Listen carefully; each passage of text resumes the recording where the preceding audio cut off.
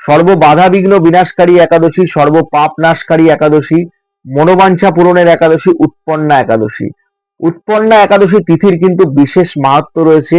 এই একাদশী তিথির ব্রত পালন করলে জীবন থেকে সকল বাধা বিপত্তির থেকে মুক্তি মেলে, জীবনের সকল পাপ নাশ হয় এবং আপনার মনোবাঞ্ছা যদি কিছু থেকে থাকে না পূরণ হওয়া, অপূর্ণ মনোবাঞ্ছা কিন্তু পূরণ হবে। কি করতে হবে?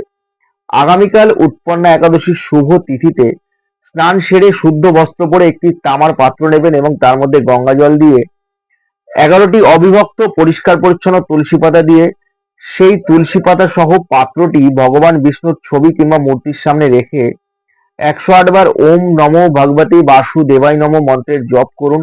নিজের মনস্কামনা ভগবান বিষ্ণুকে জানালে আপনার সেই মনস্কামনা কিন্তু ভগবান বিষ্ণু পূরণ করে।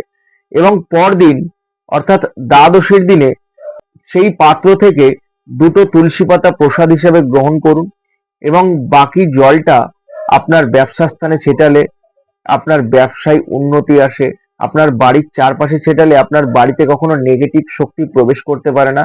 আপনার বাড়িতে সিন্দুক বা লকার যেখানে টাকা পয়সা রাখেন সেই স্থানে ছেটালে আপনার জীবনে অগ্রগতি উন্নতি নিয়ে আসে। করে দেখুন। যদি ভিডিওটা ভালো লাগে অবশ্যই শেয়ার করুন এবং কমেন্টে হরে কৃষ্ণ লিখুন।